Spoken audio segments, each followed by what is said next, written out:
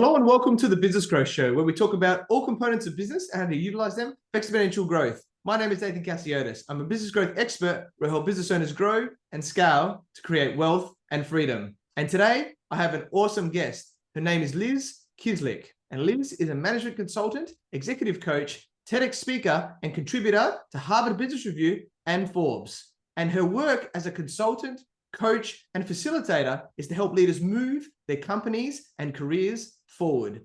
And she also shares her professional advice as a contributor to the Harvard Business Review, Forbes, and Entrepreneur, along with being a speaker for TEDx and other organizations. With over 30 years of developing high-performance leaders and workforces, she's helped clients such as the American Express, Orvis, the Girl Scouts, Comcast, Janssen Pharmaceuticals, and Highlights for Children to solve their thorniest problems while strengthening their top and bottom lines to reach the next level of growth and success. Welcome, Liz Kislik, and thank you for being on my show. Thanks so much, Athin. I'm happy to be with you. Awesome. I'm sure it's going to be a great show for everyone watching and listening today. So you're a very successful entrepreneur. So for those people who don't know who you are, please introduce yourself by telling us about you and your journey. It actually was a journey, I think. When I graduated college, I got a liberal arts degree, and most of my friends went to grad school. But I wanted to work. I wanted business because I thought that was where things were happening and where you could have impact directly on whatever it was you were involved in. So I went to work for a marketing firm that I had worked for a couple of summers during college, really because they wanted me to come and they gave me the best salary out of the different places that I interviewed. And I guess because they already knew me, every 6 months I got a promotion because I kept looking for things to do. And in any business, particularly once you get over a certain size, there's always stuff that's going undone. It's not anybody's priority, or it seems too tough to tackle. So I just kept getting promoted. And by the time I was 23, I was running a 300 employee call center, which was crazy, actually. I would never trust such a young person with that today. I think I was really their only choice at the time. But I learned so much about dealing with employees, business problems, etc. And I stayed at that company and kept advancing. It was really a very lucky circumstance and an education you couldn't have paid for. And the firm was undercapitalized, the owner died, all kinds of things happened, and it seemed like it was time to go. And I did not want to go get a regular job managing customer service in a bank, which would have been a normal kind of transition. And I didn't really like having a boss. I had always had one, but I did not treat them as if they were in charge of me. So I was pretty comfortable about the idea of going out on my own. And a week after I left this firm, I had offers from 2 consulting firms to do subcontracting work. So I started and never stopped. And I've had my practice for a little over 3 decades now. And the work has changed. The work has changed quite a lot because I started the practice in call center management and customer service and telemarketing, those kinds of things. But when you are working with customers, you learn about the things that are going wrong elsewhere in the organization. And for clients who were willing to hear it, I could tell them where they had other problems, and we could then work on those problems. And over time, that evolved into everything from strategy to leadership development and the kind of work I do now. Yeah, Awesome. Love that story. Thanks for doing that, and amazing, leadership and putting yourself forward and getting all those promotions to then, putting yourself in the deep end, so to speak. And I think the sink or swim can help us a lot of the time as well. It can be challenging, but you obviously stepped up to the plate, and that's obviously given you a great springboard to then do that. And I love the innovation part of the story as well that you mentioned there as well, where you started off with something, but then you were looking at the other problems going, hey, well, this is actually where I can provide more value with people that are open, and doing that for decades, over 3 decades now is amazing. So thank you for sharing that. Gives us a good base on everything that you've done to date. And I think having a business is great, but as we grow, we need people, and to have people, we need to have a culture, right, in our business. It's very important, and along with our team being productive as well. It's not just we're here to be nice to each other. We're here to actually deliver, right, and be productive in our business. So let's talk about how, as a leader, that we can create a productive, empowering business culture as well. That's a very big topic. So quite a lot of it starts with being self-aware and conscious of what we bring to the party every day. Because culture is really just the sum of everybody's activities. And the activities of those with more power and authority have more weight on the culture than the folks who are lower in the pyramid. So those of us who are leaders or who want to be leaders really need to think about how our actions affect other people. Leaders forget that people don't like them just because of who they are. They also want to like them and want to be liked by them. And you find there's a lot of research about people laughing more at leaders' jokes, even when they're not funny, than at those jokes if they were made by a colleague, that kind of thing. We take leaders seriously, and hierarchical organizations really come out of years of people being afraid of their leaders. That might be a little less so now, but it still pertains. So recognizing that you have power and that you can do good with that power or you can hurt people with that power is a very important baseline, I think, for everything else. And then you can make conscious decisions about how you want to behave. Yeah, love that. Really, really powerful. And it also got me thinking just on my own journey, where when I was moving up, right? So let's say you're wanting to move up in the organization, or helping, let's say you're the owner and you're wanting to help leaders, bring them up within the organization as well, is actually that view of how you view them. It's like a lot of people are like, oh, it's this bigger person, I don't know how to talk to them. But in the end, we're all people, right? And I think the more you engage with them normally, without necessarily putting these people up on a pedestal, and realizing, I guess, that mindset shift, I think thereof, that we're all here to connect, and that be part of that culture, not being scared, but actually being there, I think helps us to then be able to bring people up into the leadership element, or everything like that there. So I love that. I love that points there about how we can do that. And then I think it's these mindset shifts that happen, which can be so important as well. As you're trying to make your way sort of up the hierarchy, what you see is that leaders are just other people, exactly to your point.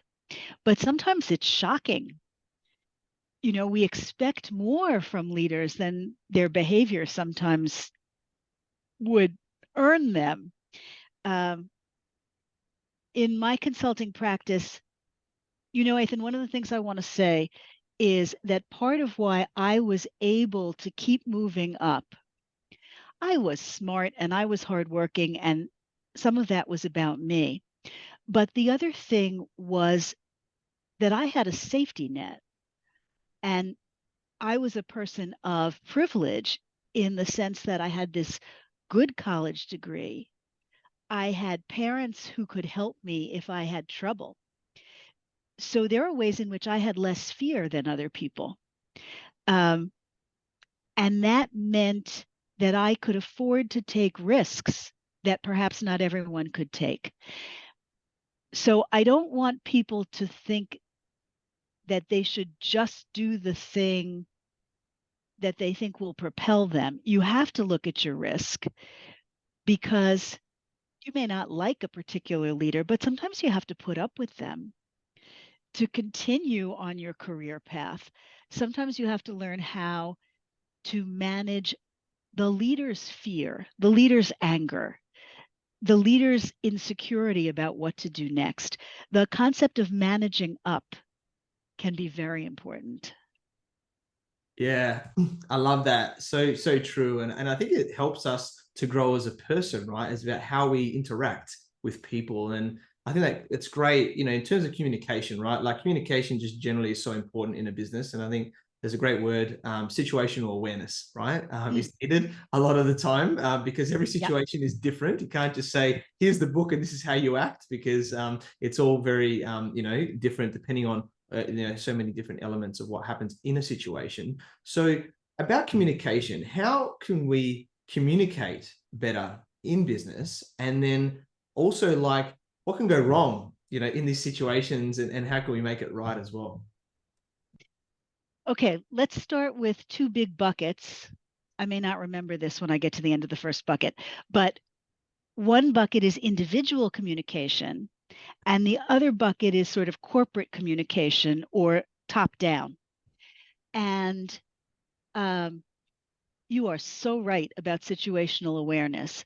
So when you're communicating as an individual, you have to understand the other person who's in front of you, whether they are physically in front of you or in front of you in your mind as you're composing an email. Whatever you mean, you have to put it in a way that they can take it in. And what we see today, for example, is you can't write the kind of long 15 paragraph email that when I was starting out in my career, I might have put into a typed hard copy memo. People won't read it. You've got to figure out your crucial points, how many you can afford to try to communicate at once. So thinking about your cadence of communication, how frequently you meet with this person, those kinds of things are very important. And always there's a bottom line of understanding them, their goals, their needs, their problems, even as you are trying to communicate whatever your points happen to be. And then you can take that kind of one-on-one stance and think about that writ large for communicating to the organization.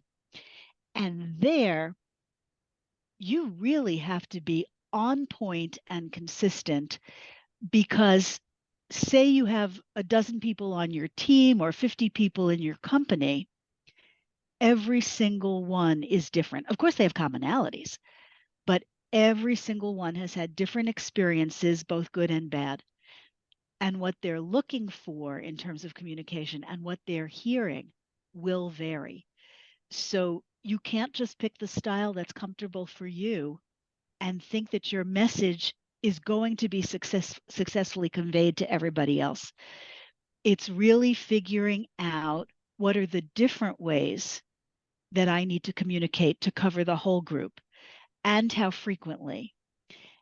So it's the same kind of thing, but you can't just multiply it up, you know? You actually have to think about it in terms of the group. How will the group interact?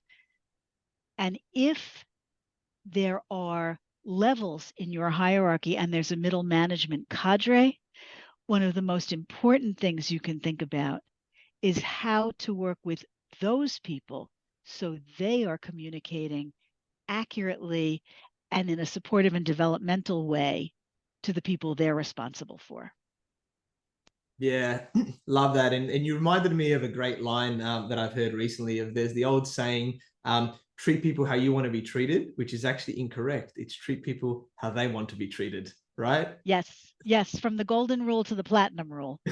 Yeah, exactly. And it's a big shift, and it's funny how these old sayings, have to be rescripted now, and being curious about going, how do I get this message to come across, and whether that's different personality types or just different types of learning ways. There's a lot of different elements there, depending on if it's one-on-one or in groups, right? Of how that works.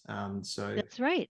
yeah, I want to go back to your situational awareness for a moment, because something I see fairly frequently in my practice, a new executive will be hired by an organization, and that person comes in and tries to use what some of them actually call their playbook for how they did the same job somewhere else.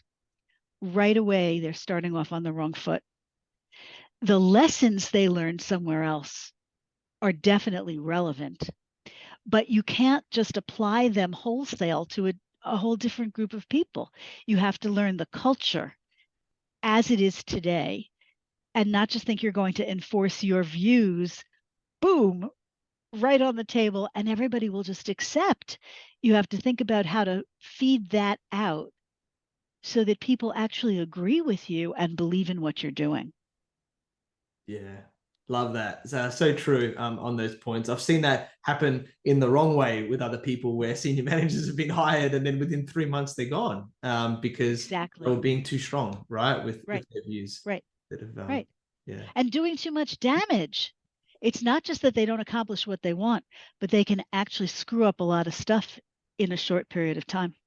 Yeah, and I think this, as the business owner, we have to be aware of, right? Because if we're hiring someone, whether it's internally, it's easier, but maybe especially externally, going, hey, Yes, we've got a way of doing things here. Learn the way we do things before changing the whole world. Because everything may not need to be changed, except on that there. So that, because otherwise that can affect our business. And then if you have people that aren't enjoying what they're doing, people could leave, right, in the business as well, and it could create a bigger problem as well. absolutely. And that's even more important. So here's a tricky thing. Sometimes businesses will hire an executive because they have a great reputation and they did well where they were, not to take anything away from them. In a new organization, what worked for them before may not work for them. And it may turn out that they are actually not competent to navigate the new situation. Not only that they come on too strong, but that they actually don't understand the business model or mess with some aspect of, say, the way we deal with customers. You won't even know that they are not competent in the things you need until the damage shows up and you start working your way back, almost like a detective, to find out, how did that go so wrong? And of course, because we're committed to new people, I realize this sounds terrible. Um, this does not mean that all new people are going to hurt your business. I do not mean to suggest that at all. I'm only saying you have to make sure that as you bring people in, you orient them properly to the way the business currently functions, and you hear them out on the way they want to make changes, and you really evaluate that deeply and rigorously before you let them do it. Yeah, love that. So, so true. And extremely powerful there. And I guess that comes down to how we work together, right? As a team, because we've got smaller teams and the bigger level, multiple teams, cross working together to, impact the growth of the business and the bottom line and everything there. So how can we really facilitate this better teamwork among the employees, including what to do if if there's problems, and they're not working as well together, and how to deal with these problems? I'm laughing to myself about this because I'm actually managing a project for my business right now. It's a new initiative. And I am reminded constantly that part of why I'm really a good consultant and I don't want to run a sizable business is because I don't like managing projects. And I don't like the challenges of collaboration when they're my own. I'm very good at seeing it when it's somebody else's and facilitating our way out of it. But it takes me time to catch on to a problem too, even when it's in my own team. So when things are not going well, the detective work is important.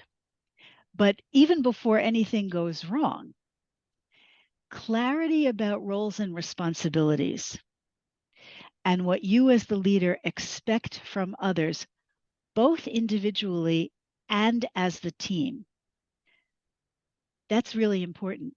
So you have to figure out what you want and actually think deeply about what that might be before you send people off to annoy each other, step on each other's toes, etc. That's going to come even with clarity because we're not intuitively collaborative. Collaborative is a learned kind of function. People get better at it through practice. You can be truly nice to other people and not be a good collaborator because you're so focused on being nice to them that you don't tell them exactly what's not working. You're not candid, for example, or you're conflict diverse. So just being a good person is not enough. You also have to be willing to engage and to have real dialogue on your own or facilitated about what is not working here. What would be better? What would be better for me? What would be better for you? If they're not the same, what can we figure out that could be better for both of us? It takes much more time and effort, and unfortunately, usually meetings, than anybody likes to own up to or predicts. You can't fix these things with email or Slack or texts. You have to really talk to each other when things go awry. And even before they go awry, you have to talk to each other carefully to make sure you have agreements about who's doing what to whom and what the purpose of what you're doing is. Yeah, love that. So true. And I guess the thing that can bind that all together, right? If we're talking about even the higher business purpose, right? Like, what's the purpose of this business? What are we doing? And even though we may do things a little differently, hey, we're all moving in the same direction. So how do we make sure that we work together so we Yeah. achieve, right, the purpose of our business as well? Yeah. Yes. Because you could collaborate to figure out how to do something wonderfully. You might be facing in the wrong direction. Yeah, so true. Love that. Really, really powerful. And I think one of the biggest challenges for business now is all about employees, right? Employee engagement, retention, and attracting top talent. And this is all over the world, right? That this is happening sort of post-COVID. So what tips can you give us in terms of attracting talent, as well as then, retaining them long-term as well? This is really, really tough because and it's been tough forever. It's not that there were really good old days. In what felt like the good old days, there was much more command and control management. And so people either did the job that leaders wanted, or they left, or they were forced out. And that was normal. But now, employers really need employees to want to be there, want to do the work, and want to stay. And so that really lends itself to figuring out, is our purpose, our business purpose, one that would attract people? Who are the people that will want to engage in this pursuit? So that's really important. And then a second part is, are the jobs themselves worth doing? Are they interesting? Are they rewarding? Are they respectful of the employees in them? We hear all too often about things like a leader who expects that team members will just be on call for when she needs something, has a question, has a problem. Well, people can't really manage their lives that way.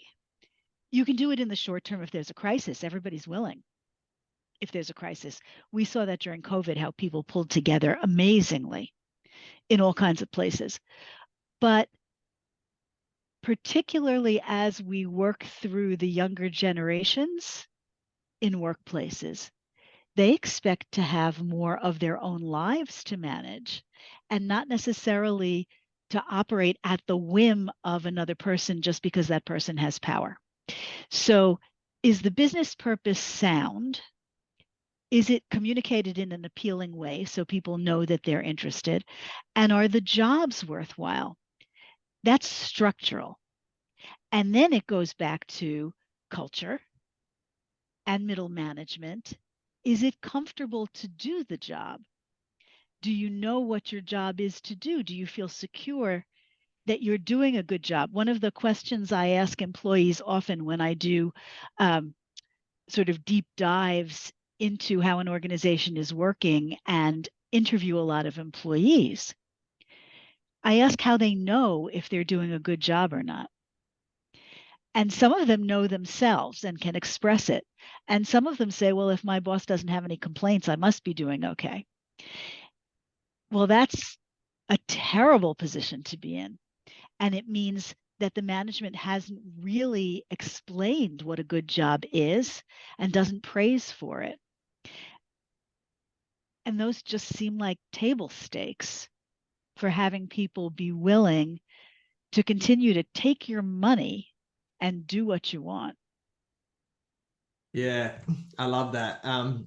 So many great points there. And I guess one other element that I'm seeing now as well with people that are working is wanting flexibility, right, in their role. Yeah. And this is post, COVID now, whether they were gone obviously fully remote, or whether there's a hybrid role now, from working from home, or, adjusting hours when needed, whatever it is, right, because they had it and they want to continue. And some businesses, some of the bigger, brands that we know of are sort of forcing people back into the office. Other people are being more flexible, right? So, and I think this impacts the culture, right? To my understanding as well, right? So what I'd like to know is let's look at, I'd like to hear your views on flexibility, and then also how we can allow flexibility while ensuring the culture is continue to flourish, right? At the same time.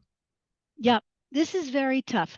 The first thing I want to say about this is that most businesses don't necessarily have the kind of flexibility you're talking about. If you think of hospital workers, if you think of food service workers, manufacturers, there are so many people. The bulk of employees really had to work in an on-premises job because their work was connected to the premise, either because they were physically handling products or services,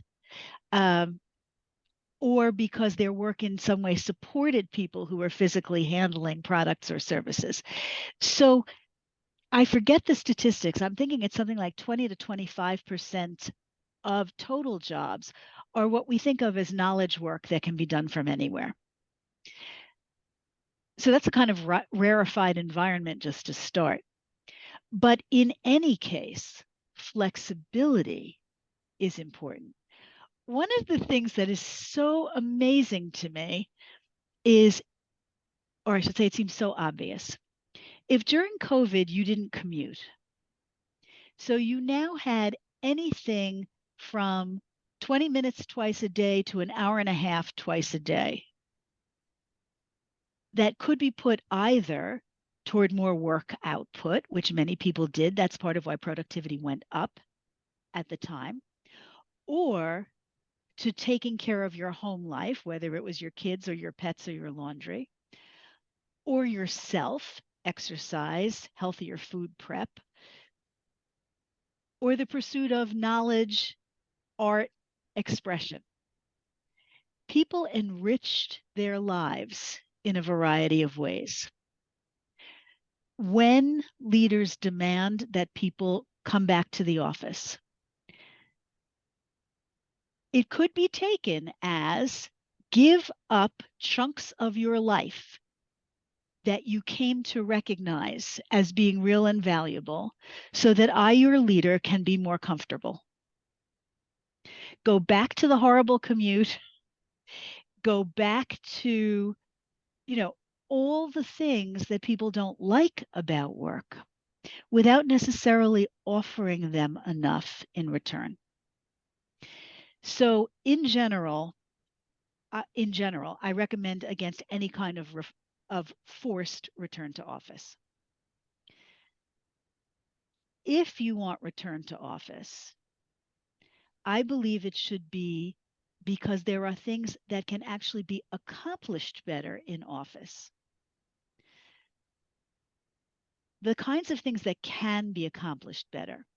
There are some aspects of collaboration that are better on video than over asynchronous communication, but are better in person. Great. Or different kinds of orientation, training, and development can be better in person. And I think culture and cultural norms can fall under that kind of umbrella. What's the way we do things here? What's meaningful to us? So, in the first place, there have been global businesses for literally hundreds of years. And they all figured out, whether they used carrier pigeon or whatever, everybody figured out how to have a culture for their business. In those days, it was slower. So that may have been easier. It is possible to build culture asynchronously and at a distance. It is harder work. But the first thing, just as the conversation we've been having all along goes, is to understand what you want from your culture and what you expect your culture to be, and then to figure out how to communicate about it. Having people come in just because it's easier to control them, or as one of the leaders I work with expressed to me, if the people weren't in the office, she felt she didn't know what they were doing and she was uncomfortable. That's not a good enough reason to force people to shift their lives. But that discomfort is useful for figuring out, what could we do so that I can understand better how my people work? What could we do so they understand how to interact with me so I can be more comfortable? May I give you a few examples? Of course. So, one of the things that many leaders don't understand is how to judge by output, as opposed to just walking around and seeing that their folks look busy, or that their folks show up at their door with enough questions or concerns that the leader feels, oh, this person trusts me, this person likes me, they come to me when they have problems, so I like and trust them. This is all about human dynamics. Create modes of communication in which people report on what they're doing. Have agreements about what you expect to be done. Have joint discussion about what it will take to do them. And then pay attention to the results. It's more time consuming and it takes more effort to set it up, but it can work quite as well. And then you can use in-person time for the joy of being together and for the advantages, the true advantages that being together can bring. Sparking ideas, learning about each other more deeply, being able to handle difficult situations together, that kind of thing, when it really matters. Yeah, love that. Very powerful. All of that areas there, very, very powerful. And I want to talk a bit more about high performance now, right? Because it's pushed a lot in a business. How we want to do more, we want to do that. However, if it's not managed properly, it can lead to burnout, right? And which can be a problem, whether you're the business owner, the leader, or someone smaller in a business, any level, right? That this can happen with. So, how can us as leaders, especially, manage ourselves with self-care to stop the burnout from happening? Okay, you put that in a very good way, because the first thing is to make sure that leaders are self-managing well. Because when you see your leader grinding, pushing all the time, exhausted, fretful, cranky, that's terrible as a role model. It says that's what the leader expects from me too. If your leader is the kind who turns on the lights in the morning and turns them out at the end of the day, people believe they have to behave the same way for the leader to hold them in high regard. So that's almost a recipe for burnout.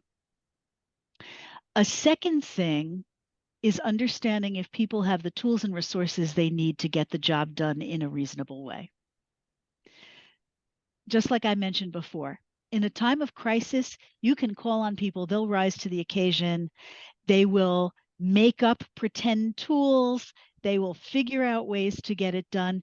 You don't want to run like that in the normal course. You need to know the difference between normal and crisis operations, and to figure out how to supply and create development for both those situations. Listening to myself talk, Athin, I'll tell you, it all takes more time than leaders expect.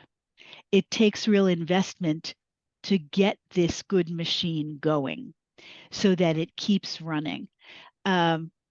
When we expect people to generate work without good work tools, computers that haven't been updated, or we actually need project management software and we don't have it, anything like that, they are making up for that by covering the gap, in effect, with their bodies or their minds.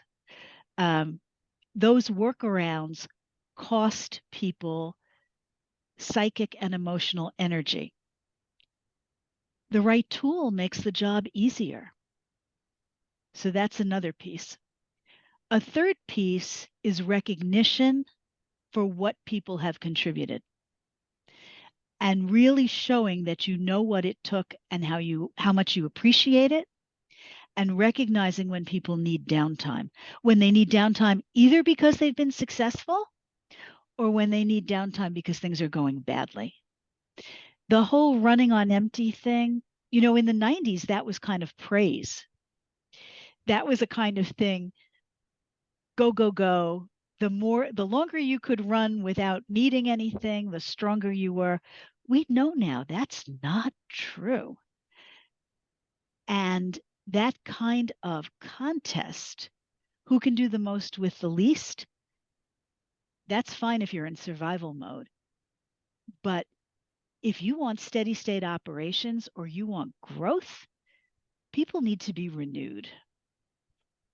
Yeah, love that. So true and so powerful, and keep those business cogs moving forward. And yeah, you've provided so much value today. And I guess as we're starting to wrap up, what one key piece of advice would you like to give to everyone watching and listening today? I am an optimist. I'm a skeptic. I need to see that something is working, but I am an optimist that even things that look extremely problematic can be figured out and can be made to work better, and that we can appeal to people about that. So I guess the advice I would give is not to feel hopeless or helpless or downhearted when things are going badly, but to step away from the situation. Some people call it going up to the balcony. You could call it zooming out, looking at the big picture. But thinking about a situation dispassionately, as if you were not part of it, and look for what could you wiggle over here or experiment with over there that might give you a new way of seeing the situation, encouraging other people to see the situation, and therefore to getting back on track.